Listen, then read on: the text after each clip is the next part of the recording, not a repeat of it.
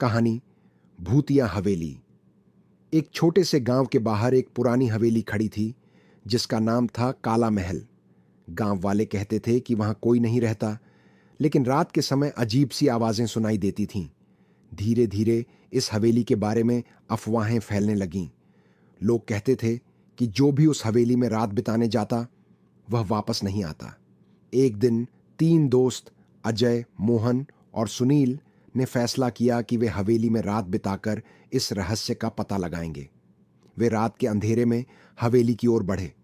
हवेली का दरवाजा पहले से ही खुला था, जैसे किसी ने उन्हें अंदर आने का निमंत्रण दिया हो।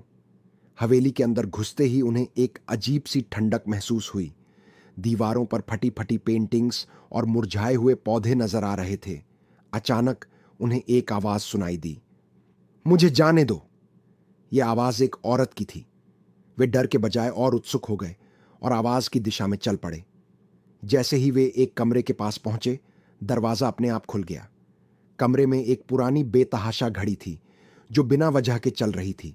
साथ ही दीवारों पर खून के धब्बे थे। तभी एक साया कमरे में आया और उसके चेहरे पर एक डरावनी मुस्कान थी। वह आकृति धीरे धीरे उनके करीब आई और अचानक झपकते हुए गायब हो गई। अजय, मोहन और सुनील कांपते हुए कमरे से बाहर भागे। वे जैसे ही बाहर पहुंचे, उन्हें एक महिला की हंसी सुनाई दी जो हवेली की छत से आ रही थी। डर के मारे तीनों दोस्तों ने बिना पलटकर देखे वहां से भागने का फैसला किया।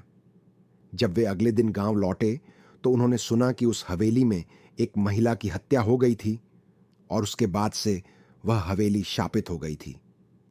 आज भी उस हवेली में कोई नहीं जाता, क्योंकि वह महिला अपनी आत्मा के साथ हवेली में रहती है और जो भी वहां जाने की हिम्मत करता है उसकी आत्मा भी वहीं फंस जाती है।